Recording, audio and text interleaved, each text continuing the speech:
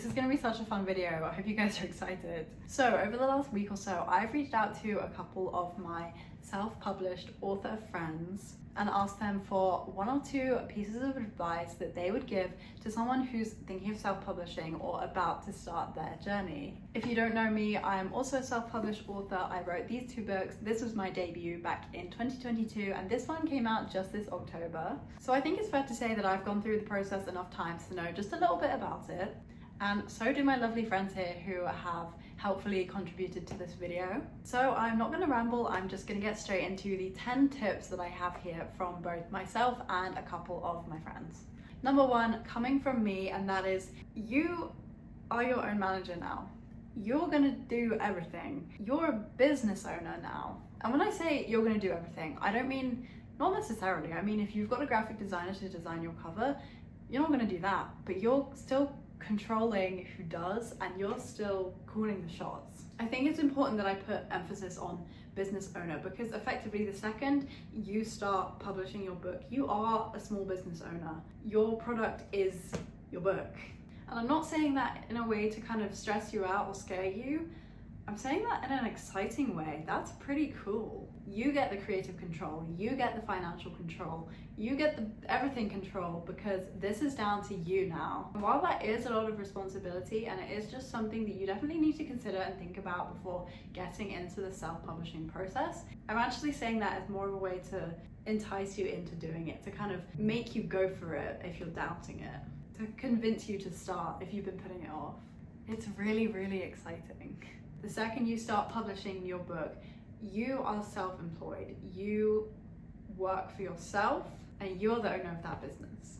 Number 2, and this comes from my friend Lucy Gold, who is the author of The Rescue, and she said, write what you want to read, not what's popular. And I love this piece of advice in multiple different ways. Number 1 is because when you write what you want to write, it's just so much more enjoyable. It comes more naturally. The words just kind of flow onto your document. I think readers can kind of tell that you poured love into that piece of work. And ultimately, those are the projects that you're going to finish. If you really love them, you're going to want to devote your time to finishing them. And I think the second reason why this is a great piece of advice is because trends change. Things that are popular change all the time. If you look at now what's kind of trending or what's popular, and then decide you're going to start writing something like it, by the time you finish writing that, it's not going to be popular anymore. And if you were writing that because you love it, but you know, it just happens to be a trend now, that is fine. Still do that because that's what you wanted to write. But if you're writing it because you think that it's going to make your book popular and it's going to make you super famous, that's just not how it works, because the writing process takes so long and trends change so quickly that ultimately it's just a lose-lose situation, because you're not writing what you actually want to write, and it's not going to be trending by the time you get it out into the world. So just don't do it. Just write what you want to write. It's as simple as that. Number 3 is from my friend Natasha Ellison, who is the author of The Carmichaels. And she says, don't compare yourself. Just focus on your own goals. And I like this because it nicely follows on from the last one. You've really just got to focus on what you want to do. And while that applied to writing, it also applies to like anything kind of around that area. You might have goals in terms of content creation or maybe related artsy projects. All of them, they need to be your own, and comparison really is just the thief of joy. And I know that is such an overused statement, but it's so true. And I think honestly it's one of the things that I live by nowadays. The more you compare yourself, the more miserable you'll get, and also probably the less productive you will be. Honestly, the more time you spend doing anything that it's not writing, not content creation, not all things you want to be doing, the less time you spend doing those, the less time you're doing them, you know?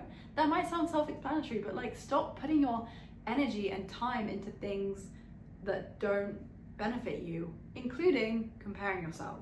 Number 4 is from Calliope Moore, who is the author of this book, which came out literally just a few weeks ago in December 2025. So, you know, she's really done this recently. And she said, save money in advance. Self-publishing can come with quite a lot of added expenses if you're not careful.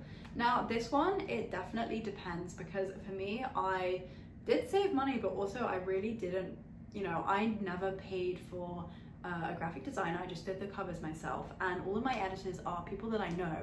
So I actually didn't have a lot of expenses myself. But then you've got on the other side of the spectrum, Calliope, who, I'm pretty sure she had a cover designer and someone to do like all the graphics and stuff like that. So saving money really is a good idea if you want to invest money into self-publishing. But also I think kind of along these lines is just maybe consider how much you do want to put into this, because if you really cannot afford to be hiring, for example, a graphic designer, you don't necessarily have to. You can do it yourself, but it's just kind of that planning ahead and thinking about how much money you might want to be spending on this and how much money, quite frankly, you can afford to be putting into this. Number 5, and this one is actually from me, a piece of advice that I think is very, very crucial, and that is Goodreads is for readers. Go make your account, connect with your friends, upload your book on there, and then once it hits release day, get off of that app. You're gonna upload your book and then dip. You are gone. What's funny is that I know that there are a lot of really nice, 4 and 5 star reviews of my books on there, but if they're from people who want me to see them, I tell them to just post it on Instagram and tag me, or post it somewhere else and tag me so that I can see it. I do not go on Goodreads. After publishing this first book, I actually did for a little bit, and I think even just reading some of the really positive reviews, it just made me think I don't need to be reading these. This is to try and reach the book's target audience. And the extent that I can do of that is all the marketing I do on my socials. But in terms of Goodreads, there is nothing else I can do except put my book up there and let readers tell other readers what they think of it. It's okay if people don't enjoy your book, but especially if you don't have thick skin, just for the sake of your mental health, I think avoiding Goodreads is just the way to go. People can be really, really brutal. And actually I kind of want to make a video talking about how reviews are not for authors, they're for readers, because I think even some constructive 1-star reviews can be really, really good for your book and for finding your audience. As an author, that's still someone rating your book 1 star.